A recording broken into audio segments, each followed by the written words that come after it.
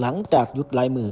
นี้ผู้ขาสิพามาเบิ่งบรรยากาศท้องไร่ท้องนาที่บ้านผู้ขาอยู่บ้านกระจายหมู่13ตำบลกระจายอำเภอปาติ๋วจังหวัดยโสธรหยุด7มื้อบ่ทันได้เห็นแดดจักเทื่อพี่น้องเบิ่งตุลาเปียกไปหมดครับหม่องอื่นเพิ่นแล้งนี่บ้านผู้ขานี่บ่เคยแล้งจักเทื่อมาอยู่นี่ตั้งแต่เอาเมียอยู่บ้านกระจาย20กว่าปีแล้วบ่เคยเห็นว่าแล้งจักเทื่อบรรยากาศขับรถตามท้องไร่ท้องนาบรรยากาศสีเขียวอารามงามตาผู้เพิ่นดกกาเพิ่นก็ดกไปครับพุ่นมืดมาอีกแล้วเดี๋ยวเบิ่งเทิงฟ้าผ่านมาครับนำท้องไร่ท้องนาตอนนี้ก็มีความเจริญหลายเติบครับมีเสาไฟหลักละเท่าใดบ่รู้เนาะผ่านมาเรื่อยๆเบิ่งครับบรรยากาศทุ่งนา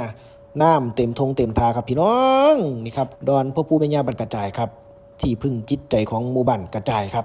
มาเรื่อยๆครับบรรยากาศดีครับพี่น้องซุ่มเย็นเป็นตาหนายครับพุ่นน่ะโอ้ยเบิ่งเฮือนพ่อปู่แม่ย่าบ้านผมครับ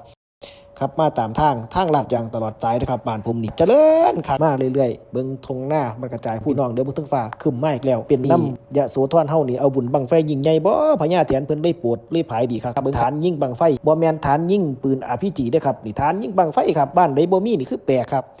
มาเรื่อยๆครับนี่เด้อบ้านหน้าภูขานี่ติดถนนลาดยางเบิ่งตื้อล่ะเขางามบ่พี่น้องเทิงเขาเทิงหญ้างามซ้ำกันไข่เนี่ยแต่มีน้ำเนาะซื้อปุ๋ยมา1กระสอบบ่ทันได้หวานอยู่พี่น้องเอ้ยจักสิได้หวานบ่พุ่นน้ำก็เต็มท้องให้ท้องหน้าเดี๋ยวเบิ่งเทิงฟ้าก็มืดมาอีกแล้วเบิ่งครับบรรยากาศหน้าภูขาโอ้ยครับยอดดีครับปีนี้ยะโสธรบ้านเฮาเนาะพี่น้องเนาะน้ำเต็มทงเต็มทาอุดมสมบูรณ์บ่มีอีกแล้วครับ